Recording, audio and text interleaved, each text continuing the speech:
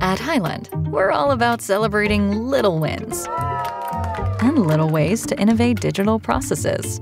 There's no customer pain point too small for us to help with. Maybe that's why more than half of the Fortune 100 looks to Highland to connect their content and data, improve processes, and turn little efficiencies into big wins for their customers and clients. Highland, intelligent content solutions for innovators everywhere at highland.com. I'm Duval County Supervisor of Elections, Jerry Holland. The clock is ticking fast this 2024 election cycle. The primary election is August 20th, but you can be assured that your voice is heard by voting early. Early voting takes place 2 weeks ahead of Election Day. You can pick the time and location from a list of polling sites and even track your ballot. Find out how and when to vote early at northfloridavotes.com. That's northfloridavotes.com. Then click on the county in which you live. Fading Memories is sponsored by I'm Up. I'm Up is an app that gives you independence, security, and peace of mind. Find it in your favorite app store and use invite code 006 when you sign up. Welcome to Fading Memories, a supportive podcast for those of us caring for a loved one with memory loss. Before we get into today's helpful episode, I have a little favor to ask you. Can you make sure to go on Apple Podcasts and rate and review Fading Memories? This is the best way for new people to find the show, and it can't be a supportive podcast if people don't know I exist. And also, pop over to the website, fadingmemoriespodcast.com, and sign up for the newsletter. Now that I'm into year 2, I've got some exciting things coming out that I would like to share with you, and I don't always have to be yakking in your ear to do that. So if you do those 2 things, I'd really love it. Now, on to today's show. So good afternoon. With me today is Grace Liu. She is with the Alzheimer's Association, Northern California, Northern Nevada chapter. That would be the chapter that represents my area. So thanks for being with me, Grace. Thank you. Thank you for having me on. And then tell me about yourself and how you became part of the association. That's actually a really interesting story. So I had an entirely different career before I joined the Alzheimer's Association. I was an assistant director in Hollywood for 10 years. And it was a very fun and fulfilling job. But dementia entered my life. Actually, I've been a caregiver twice in my life. First, in the 1990s, I was a caregiver for my grandmother. And my mom and my mom's 4 sisters were all her caregivers. And my grandmother would live with each sister for a little while. Like a month or so, and then she would move on to the next sister, which, as we know, is not the most ideal situation. And we can No. But they were doing their best. They didn't know, right? So when my grandmother lived with my mom, I was, in essence, a secondary caregiver, and that really inspired me to learn more about the disease. So I went to work for an adult day center in Berkeley to learn more about disease. And then it had always been my dream to work in Hollywood. And so I made that leap and it worked. But I was having a fairly successful career in Hollywood. And then in 2004, my sweetie, my boyfriend, was diagnosed with Lewy body dementia.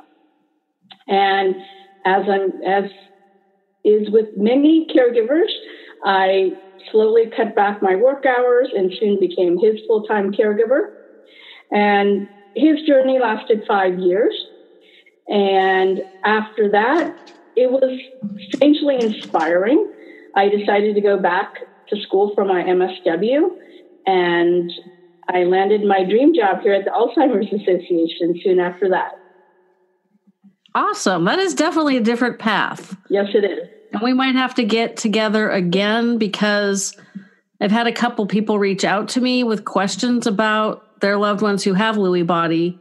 And obviously my experience with that is pretty nil. So, well, I'll have to keep you in mind for that one. I'd be happy to talk about it. So we had decided that we were going to talk today about caregiver strategies and self-care. So that was your suggestion. So I'm going to let you take that lead. Well, in my role at the Alzheimer's Association, I run several caregiver support groups.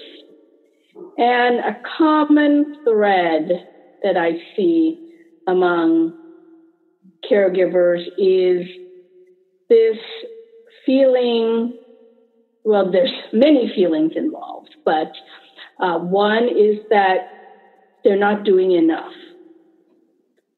Or if only I do this, then things will be better. And there's a lot of, the second thing is that there is a lot of guilt involved. Definitely. That besides I'm not doing enough, it's, this is where you'll have to edit because I'm having a senior moment. Oh, that's okay. I get those too. So what was I going to say? We were talking about feelings, not doing enough, guilt. Yes.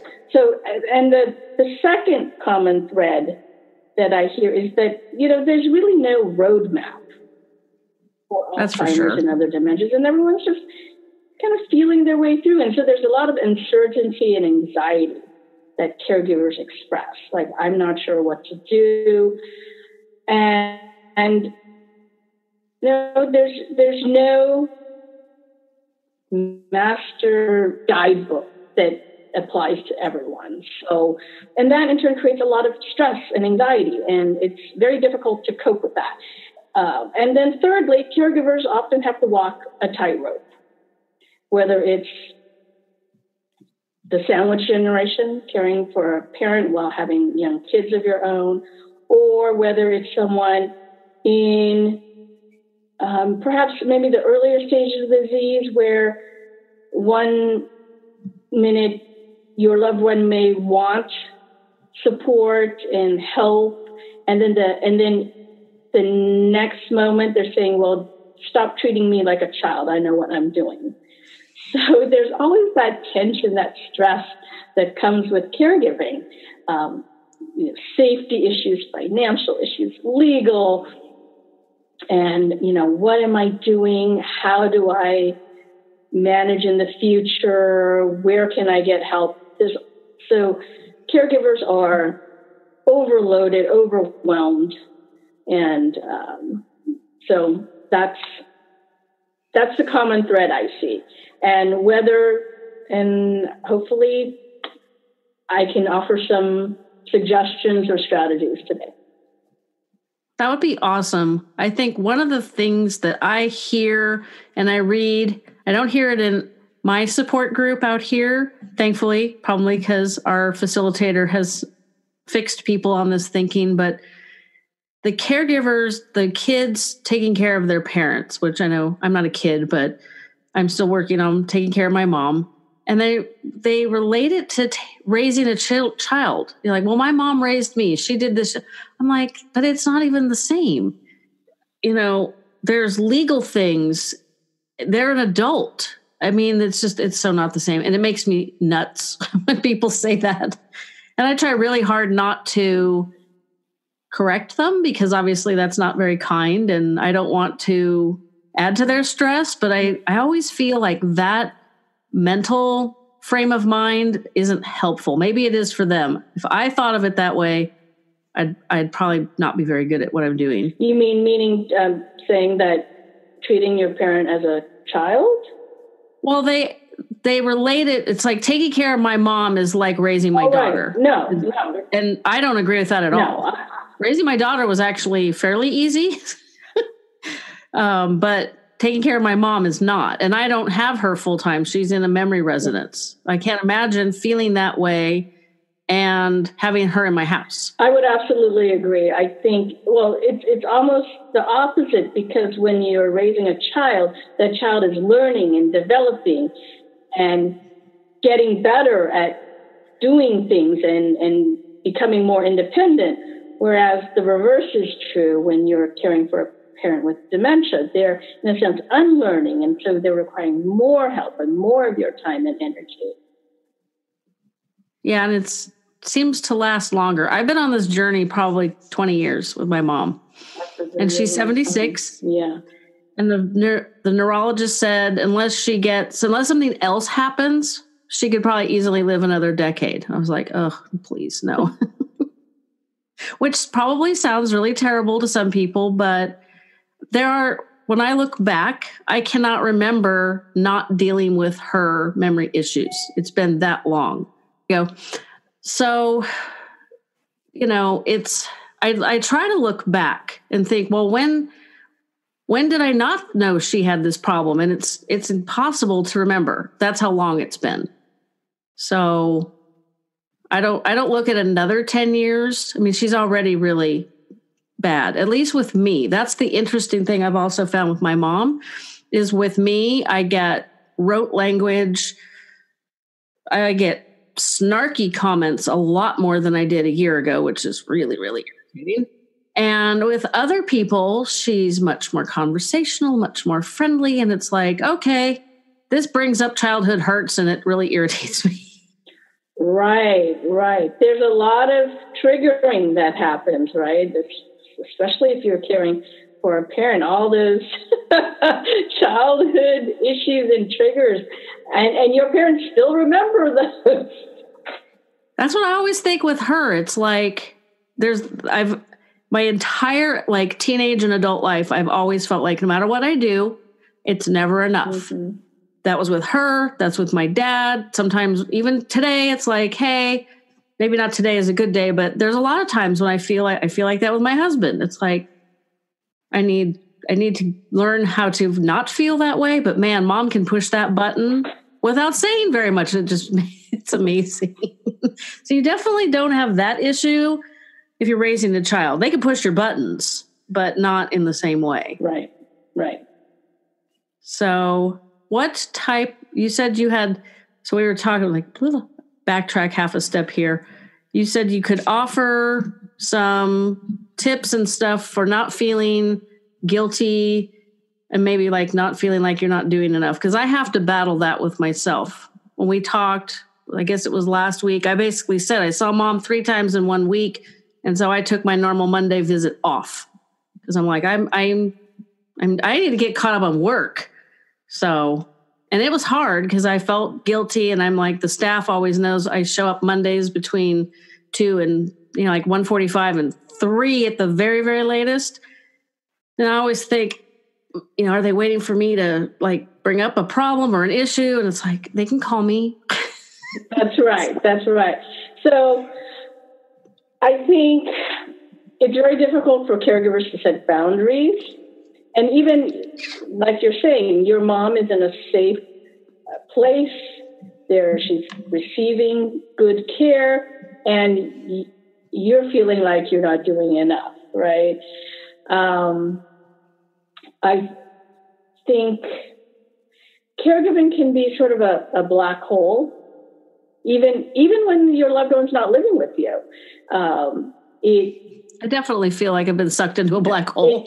And for those who are still caring for their loved one at home, it can be even worse because you feel like, oh my gosh, I should be going out for a walk with him, or I should be taking her out with me or engaging her in some activity so she's not sitting in front of the TV. And so you're trying to live your life, struggling to live your life, and helping your loved one live theirs. And there's just not enough hours in the day. I mean, there's a reason that book is called The 36-Hour Day, right? I'm assuming most caregivers have heard of this 36-hour day. I have it.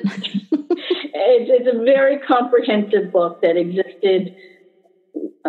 I don't know how many editions it's been, but it's pretty much like the Bible, if you will, of caregiving. Anyway, so one of the reasons I think that caregiving seems like a black hole is that when the disease is incurable and there are no effective treatments, if it was a disease that had a treatment or cure, you would say that your goal of caregiving is to have the person get better, right? So you would do things that help the person progress towards health. But in this case, the person isn't going to get better. So in a sense, our caregiving goals are really vague. And so I'm going to borrow a page from the Savvy Caregiver class that I teach, which, Jen, you'll find out more about this next week. And one of the things that this Savvy Caregiver class that the Alzheimer's Association offers is it sets what we call reasonable goals for caregivers. And so if I'm going to just pull up my notes here. So, how do we know as a caregiver at the end of the day that we have done a good job? Because every job, my job, your job, whether it's an accountant or, secretary, there's a job description and there's goals that you have to meet. And caregiving doesn't really have that. In fact, we do a lot of different jobs. We're asked to be a social worker, a recreation leader, a chauffeur, a nurse, all these things that people actually receive training for. Yeah, like CPA. Come into this sort of as an unexpected career, if you will. And all those other jobs have goals that you're supposed to meet, right? And you're evaluated against those goals. So I want to propose some goals of caregiving. And there are 5 of them. So 1 is safety and comfort. So at the end of the day, if your loved one didn't burn the house down and they're in a comfortable environment, you've done your job. Number 2, meeting your loved one's daily care needs. Meaning, did they have at least one good meal? Are they relatively clean? Are they dressed? All those basic human needs. Food, water, companionship. If you were able to meet their daily care needs, you've done your job. And now the next 3 are a little more, touchy-feely, if you will. The 3rd one is something we call contented involvement. And contented involvement is that sense that we all get when we're doing something we really like, that we're engaged in, and we're in the moment. And so, a lot of caregivers say, well, my loved one isn't happy. And they feel that their loved one should be happy all the time. And that's a hard bar. Even we can't reach this bar. You and I, we're not happy all the time, right? That is true. And so we say that if your loved one has moments of joy or moments where they're contentedly involved in something, where they're not, agitated, it could be something as simple as petting a loved animal. It could be helping peel the vegetables, empty the dishwasher, whatever it is, something with purpose that engages them. Which brings me to the 4th one, purpose, having a sense of fulfillment. We don't lose that need for purpose, regardless of whether we have dementia or not, and regardless of what stage of dementia we're at. And so even if a caregiver makes up a task, a favorite one is like, hey, Mom, can you help me fold these hand towels? And of course, those towels don't actually need to be folded. It's a made-up task. But if, Mom feels like she's helping, then she will feel fulfilled.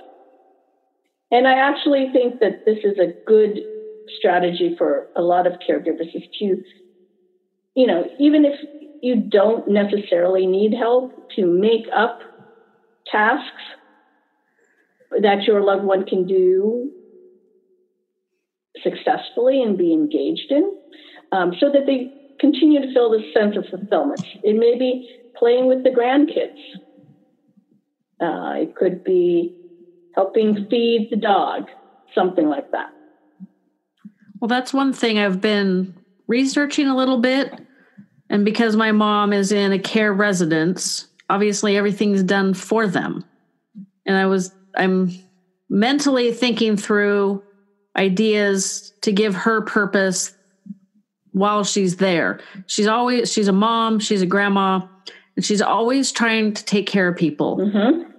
Residents will wander by and mutter something strange, and my mom will say, well, you let me know if I could be any help. So I'm trying to come up with things they can let her do, clear the table. I don't know if rinsing the dishes is something they do, because where she lives, they bring all the food over from the assisted living side kitchen. Mm-hmm. And so I don't know. I'm not there for meals that often, so I don't know, but I'm trying to find these nurturing, and I hate to use the term housewife, but that's what my mom was most of the time. Yeah. Ways she can keep that role where she's at, because I've read that even in a care facility, they need like activities, like chores. Absolutely. To keep, for the exact same reason, to give them purpose. Yeah. And that's one of, my beefs, if you will, with the assisted living situations, is that everything is done for the residents. And while some residents really need that, many still want to be able to contribute to the community. And so that's a challenge. I think it's a good challenge that for these communities to try and find some meaningful activities for their residents. Maybe I wonder if your mom could also help serve, the food. It's a possibility. Yeah. I mean, her memory span is so short. She might be able to do her table of 4, which I would think would include her. Mm-hmm. I probably need to go and have a meal so I can observe again. It's like I said, it's been a while, how they do it, so I can make an informed suggestion. Mm-hmm. And it's funny, I was kind of smirking because you said even in the assisted living, everything's done for them. And there's one gal in the assisted living part of the residence where mom lives. Man, that gal does everything. She's like in charge of all kinds of stuff. And I see her because I'll take mom on that side for a walk. And sometimes I'll go over and talk to the executive director or whatever. And, we just wander over that way. And I see that woman all the time. And she's a little bit bossy too. She wants to make sure everybody's following the rules, which would be my mom if my mom's memory was better. So I'm looking for ways to give her a little bit more purpose. Mm-hmm. Even if it's just for 2 or 3 minutes, if it's 2 or 3 minutes twice a day, that's more than she's getting now. So absolutely. And sometimes, there's this really sweet story. One of the caregivers in one of my support groups, she recently moved her husband into a board and care, and he's still quite social, and he does have this nurturing side. And so he actually took one of the more impaired residents under his wing, and every day he wheels her about in her wheelchair, and they go out and into the backyard and watch the birds, and he'll bring her back in and talk to her. So that sense of caring for somebody else or something else really matters.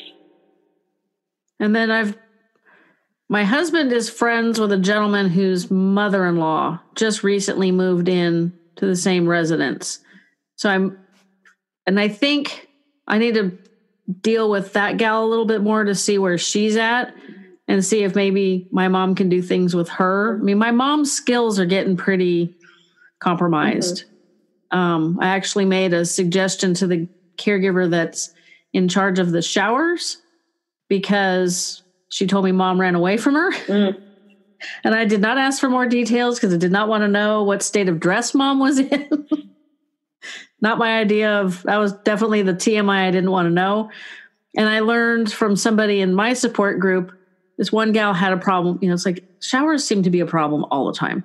And this one particular gal stumbled on the idea. She would go into the restroom, the bathroom, lay out the towels, the washcloth, and all of the, you know, the shampoo and everything, and turn the water on, get her mom up. And as her mom used the toilet, and then the water's running and everything's there. So it triggered that, oh, shower time. Mm-hmm. And it worked great. So I suggested that to her to, you know, do it, go in and get it all ready before she gets mom up and see if that helps. I don't know that she's going to try it, but I can only offer suggestions that I learned. So, yeah, you know, that's a very good strategy. So we're going off on a little tangent here, but I'm going to continue because you talked about activities and your mom's skills in doing activities. And so I want to mention that any activity can really be adapted to our loved one's skill level. We don't ordinarily think about it that way. Or, you know, I think a mistake that many caregivers make is that when someone can't do an activity successfully, by successfully, I mean up to our standards, up to the normal world standards, if you will, we take it away. And, well, you know, Dad can't do that anymore, so, you know, I'm going to do all the cooking or whatever it is. So I'll give you an example of adapting activities. This is what I did with my sweetie. So before he had disease, we would always share kitchen duties. I hate cleaning. Oh my God. Love cooking, hate the cleaning part. And he loved the cleaning part. So oh, that sounds like my household. Great partnership. But as his disease progressed, that partnership, of course, changed. And so one of the tasks that he used to do was to unload the dishwasher. And so in the beginning, he would unload the dishwasher and things would end up in maybe not the right place. And then that's really just sort of a caregiver has to reframe, like, so what? All right, so the, you know, forks end up in the spoon section or the bowls don't end up in, you know, so what? And I think that's actually a great mantra for a caregiver is don't sweat the small stuff. It's like, so what? You know, so what if mom's pants don't match her blouse? You know, pick your battles. It'll save a lot of had to give that save one you a lot of stress. So in the beginning, my sweetie would put things in the wrong place. So what? And then he got a little more confused. And so I would say, I would start picking out all the bowls and then all the plates, because once he figured out where something went, he would continue to put the same shaped object in the same place, right? So that made him feel like he could still do it. And then when he got even more confused, we made it a game. And of course I could have done this like in 5 minutes, right? But I wanted to keep him engaged and make him feel like he was helping. So then I made it a game. I said, would you hand me all the plates? And again, he could do that.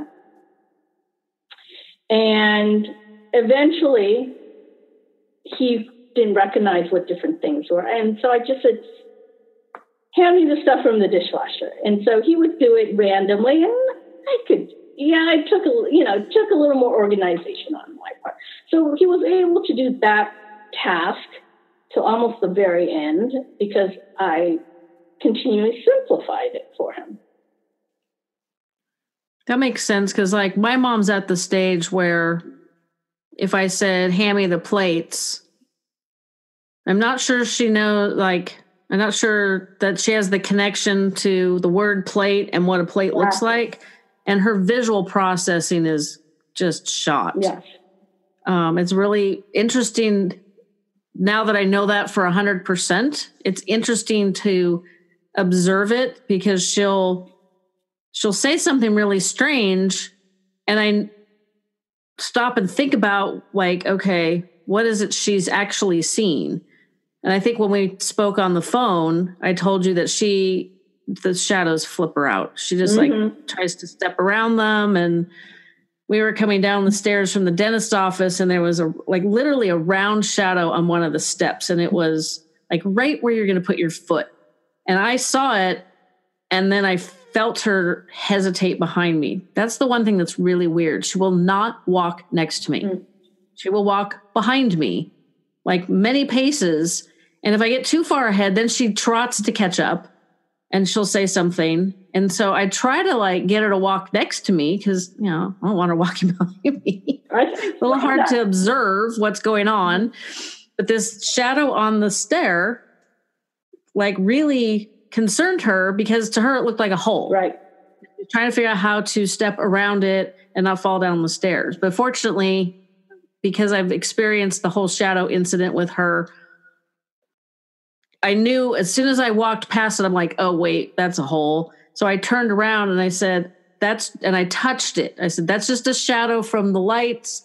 I said, just go over this way. And I'm always using hand cues, pretty broad hand cues. I look like I'm directing traffic all the time. And so she moved to the side of the step and walked around. But man, she looked at that hole, that shadow hole, just like it was going to swallow her up. And it really was only about 6 inches in diameter. It was funny. I mean, it's easier to look at it and go, oh yeah, that's kind of hysterical that she sees them that way. But there's times when it's like, could you just look up, stop watching your feet, and then you won't see all these shadows and we'll be able to get places quicker. Well, so you bring up two things that I think it's important for caregivers to know. One is most probably the reason that your mom follows you as opposed to walking beside you, and the fact that why she looks at her feet is that as the disease progresses, the person's peripheral vision decreases so that it's almost like right in front of their eyes. They only see what's directly in front of them. So when you're walking to her side, she's insecure and anxious because she can't see you. That makes sense. I have weird vision, which as a photographer, I don't always tell people because it's like, oh, I'm a photographer with weird vision. I only have peripheral vision on one side at a time because I have lazy eye. And my brain thinks I see double. So it only accepts the input from one eye at a time. Interesting. So that whole visual processing thing, that's not a warning sign for me because my visual processing is weird anyway. I mean, if it gets worse, that would be a warning sign. But, I don't have depth perception and I only have peripheral vision on one side. So I can understand that. That makes a lot more sense. I'd forgotten that was the case because, man, that drives me bonkers. Because if she's behind me, I feel like I almost have to use my phone to watch her so that she doesn't fall. And thankfully, she's only had one. I had her and her friend. Her friend insisted on coming with us. And sometimes that was actually better. This is the friend who's gotten really quite agitated and paranoid. 6 months ago, she wasn't like that. So we'd go out. The three of us would go out. We'd take a drive. We'd go up in the hills. One time we went to McDonald's to the play area to watch kids play because they're both moms and grandmas, but we were there too early. So we left, and I'm trying to watch both old ladies in the parking lot, and my mom stepped off the curb and then tripped over the little parking, whatever they call that, bump. And that was kind of scary because, this nice, kind gentleman rushed over to help me pick her up, and I didn't want to pick her up right away because I wanted to make sure she wasn't broken. But He didn't understand that, so he was trying to be helpful. And what was interesting is in 3 minutes, she totally forgot. Right. Our hand, she didn't tear her clothes, no broken skin.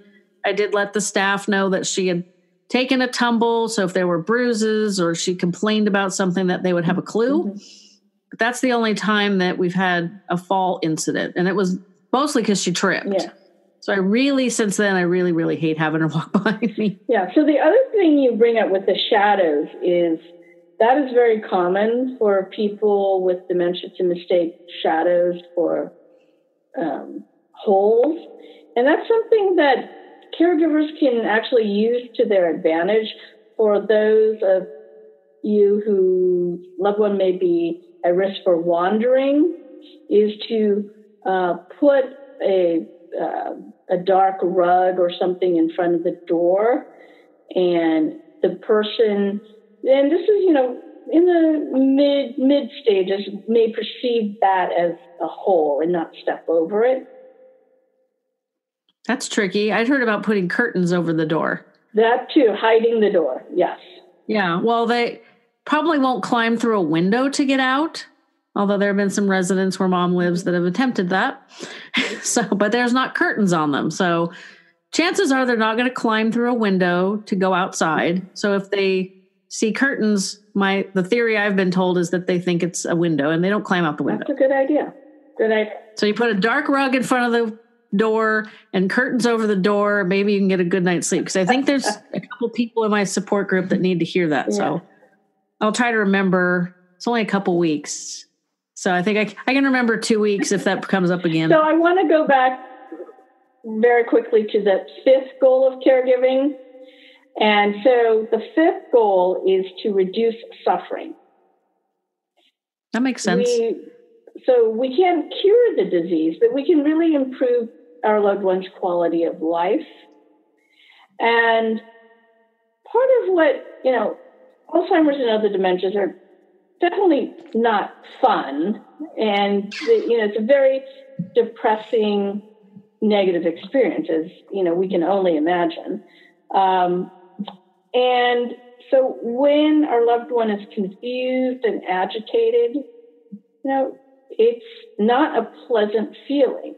So the more that we can, going back to point number 3, get them contented and involved in something, being with them in the moment, the less they're suffering psychologically and emotionally, in the sense. Maybe suffering is too strong a word, but I think that's one of caregivers' concerns. It's like, my mom makes comments all the time that her brain doesn't work so great anymore.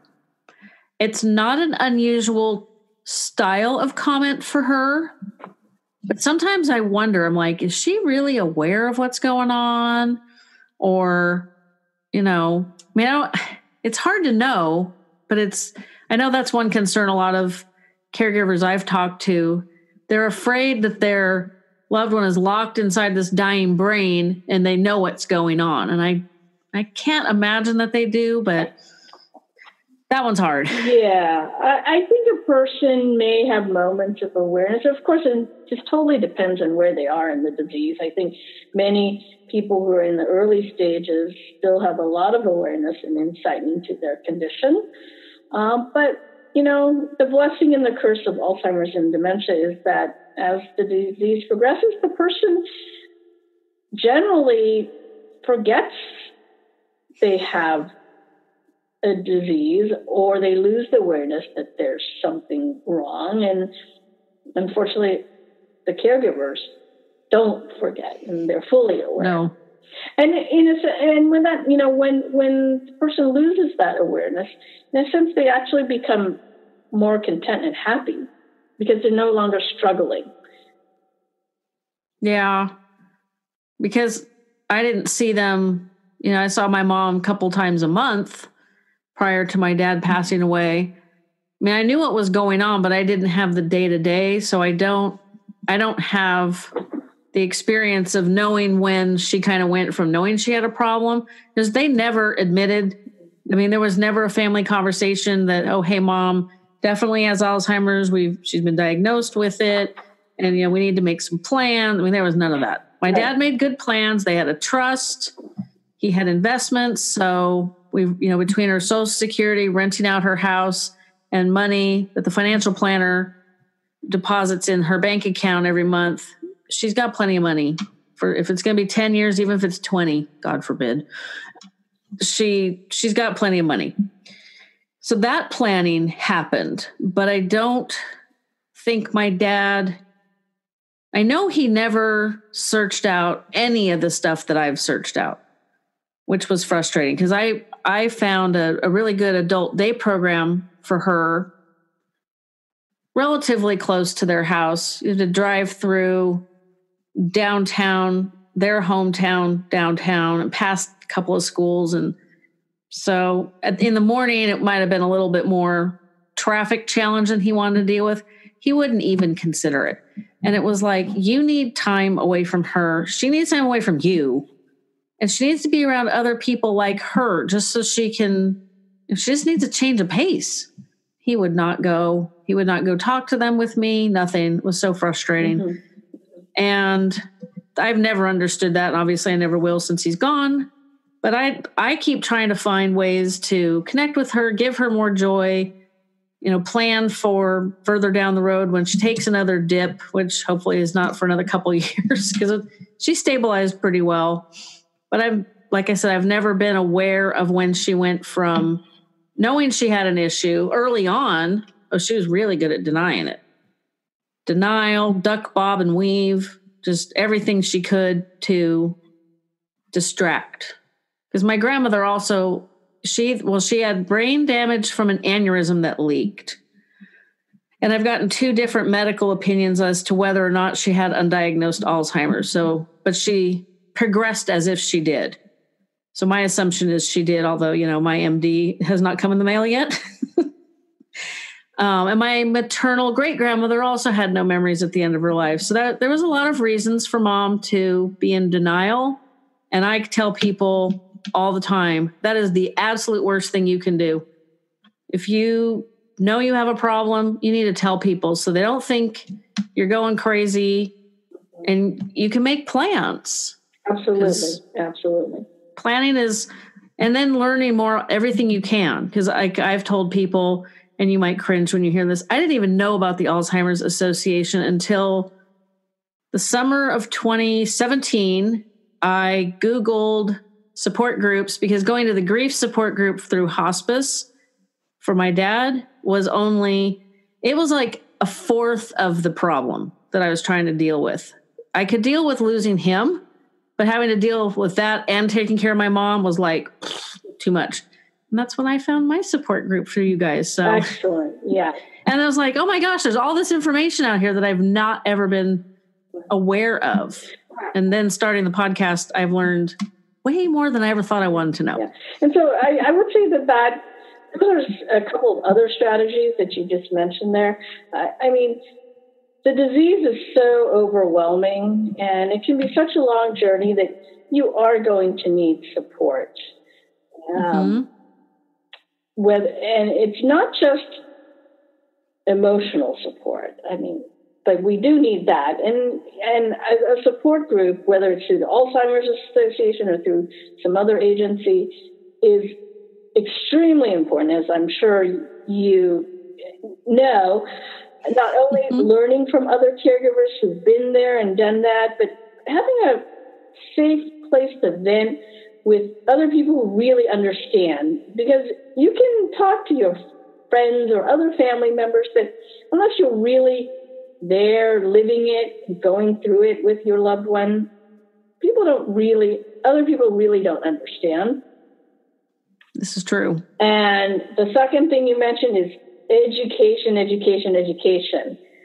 The skills that you need as a caregiver, it doesn't really come naturally. You mentioned that it's sort of, you said that some people have mentioned it's sort of like raising a child, except it's not. No, I don't see the correlation. A lot of the, techniques, the reassurance, the validation, kind of learning how to avoid triggers can be similar, but it's, the skills for caring for an adult with dementia don't come naturally to people. And so there's, the Alzheimer's Association offers so many education classes online and in person that in addition to going to support group, caregivers really need to educate themselves. There's some wonderful books out there. And that will really not only improve how you approach your loved one, but your loved one's quality of life. If, I have many caregivers who are starting out in the journey, and they're talking about how they're trying to explain things to their loved one, or they're trying to correct them. And it makes everyone frustrated and escalates the situation. And so getting some basic education on how to approach your loved one and communicate with them as disease progresses is paramount to your sanity. Yeah, I've learned that. And one of the things the first month I was in the support group, I felt helped. The second month, I had a little bite of information that I shared, so I helped somebody else. And that's what I really like about the support group is it's not just the facilitator saying, oh, well, here's how to handle that situation. Because, of course, with Alzheimer's and everybody's different and everybody's brains are different, what works for me may not work for the next person in our group. But we all share and we all try to help each other. We have a great group. So I have never been to I have not been to a different group since I found that one. Many years ago, there was a speaker, you probably know her, Laura Wyman, at the assisted living facility that is literally down the hill from my house. And they have a memory care. And unfortunately, they're not as nice as the place my mom is in. So mom is not a mile away from me. She's like 10 miles away, which is still fine. And so I went to that support group to listen to her. And I keep threatening to go. It's a different night than my group. I keep threatening to go and check them out just for drill. Because Linda's always telling us we should always go to other support groups and check them out to make sure that we're in the right one. And nobody's done that I'm aware of. Everybody loves her. Right. So, and I've only missed once since November of 2017. And that's because I was sick. Yeah. And I've almost went anyway, but I'm like, nah, I don't want to risk anybody else getting a cold or whatever. So, but they're definitely really helpful. And I'm assuming the facilitators at other Alzheimer's Association support groups, Linda's always got 3 pounds of paperwork on other support groups, other classes, and every possible thing you could want. You could spend your entire life learning how to deal with this disease. Right. And so that's how I found out about Savvy Caregivers. And there's been some other things I've attended that I've learned through the support group, and they've all been helpful. Yeah. It's harder because I feel like because mom was already so far down the road of Alzheimer's before my dad passed away, I feel like I'm playing catch up all the time. Yeah. And learning about how the disease is affecting her so I can learn how to take care of her better. It's just like the original purpose of the podcast for year 1, and I'm now into year 2, was to share what I had learned on the journey already with my mom. Well, that kind of got thrown out the window pretty quick.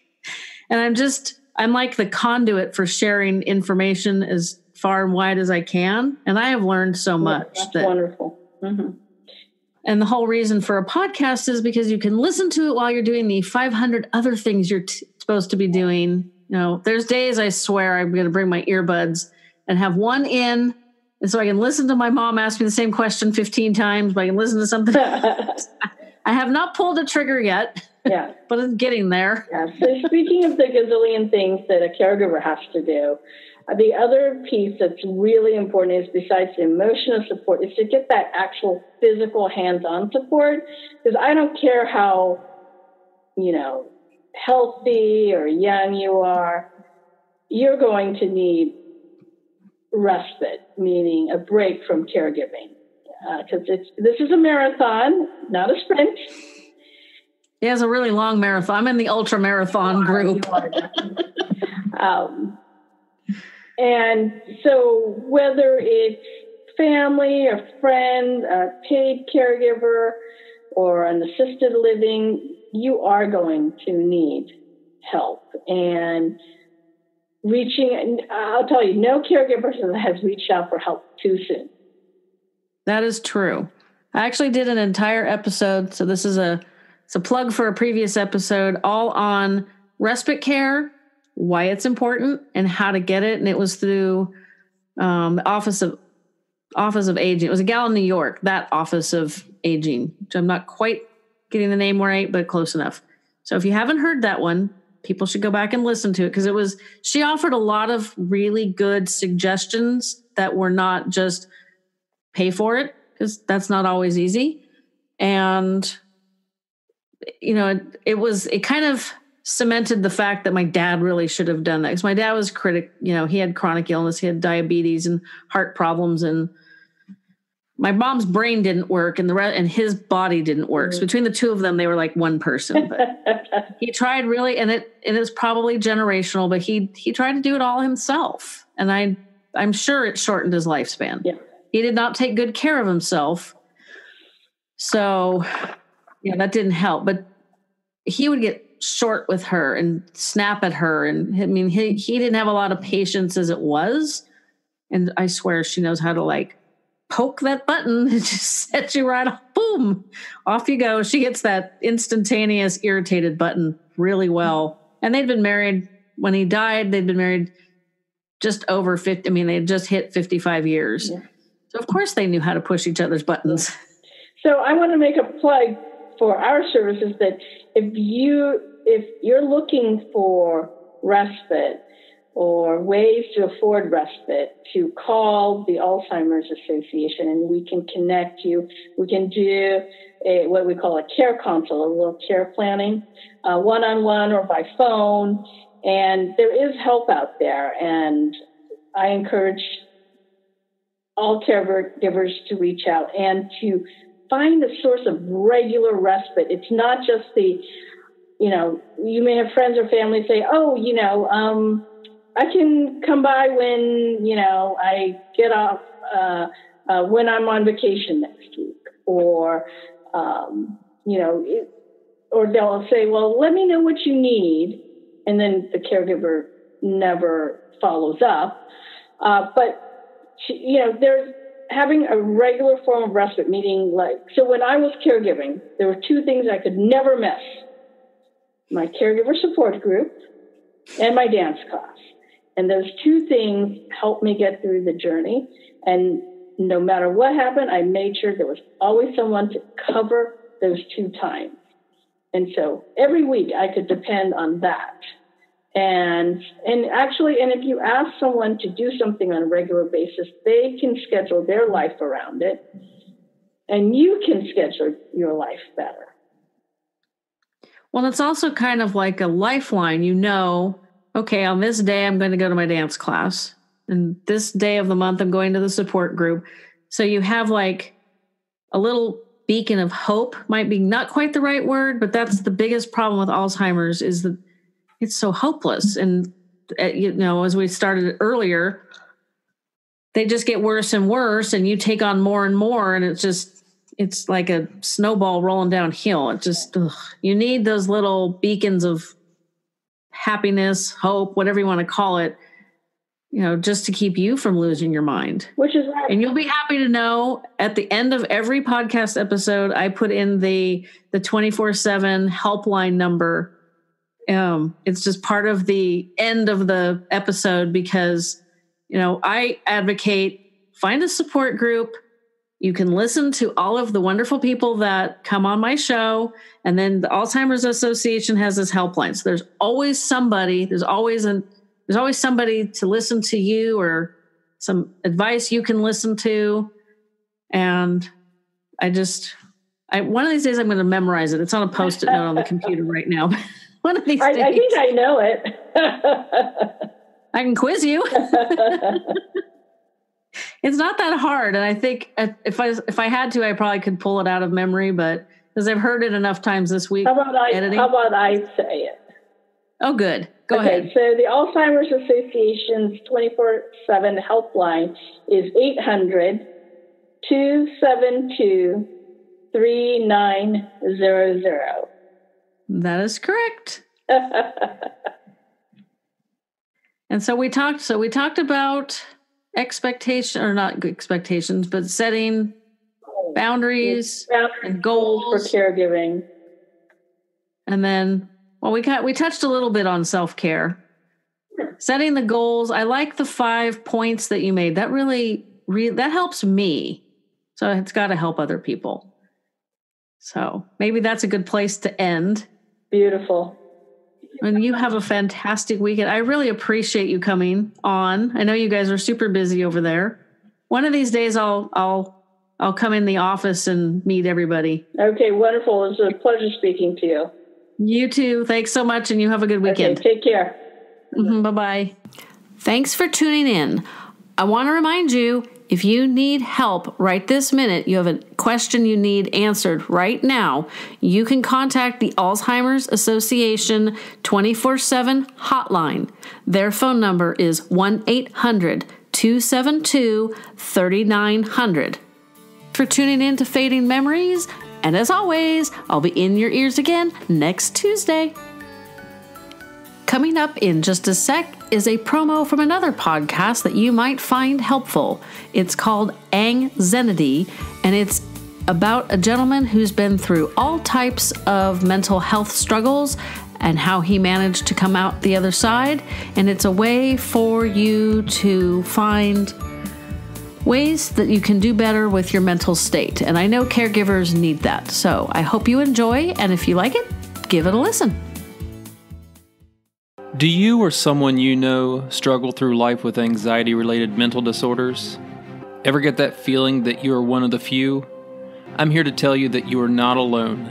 Take a journey with me as I talk about key points in my past and how they may have led to me being diagnosed with anxiety and panic disorder. After which, we will talk about different ways to tone down the anxiety and maybe even beat it together on anxiety. The easiest way to remember the name is by thinking about how one searches for a state of zen in the midst of the anxieties of life. My name is Gerald, and I'm the host of Anxiety. Here in America, work is in trouble. We've offshored our manufacturing, sent away good jobs, and lost so much ability to make things. American Giant is pushing back against that tide. They make high-quality clothing for a summer wardrobe you'll love, all made right here in the USA. Support America's workers and get 20% off your first order at american-giant.com with code STAPLE20. That's 20% off your first order at american-giant.com, code STAPLE20. Recovering from a slip and fall accident takes time. But at Farah and Farah, we take care of everything you need and stay focused on your case around the clock. So you have more time to focus on getting back to your health, getting back to your family, and getting back to your life.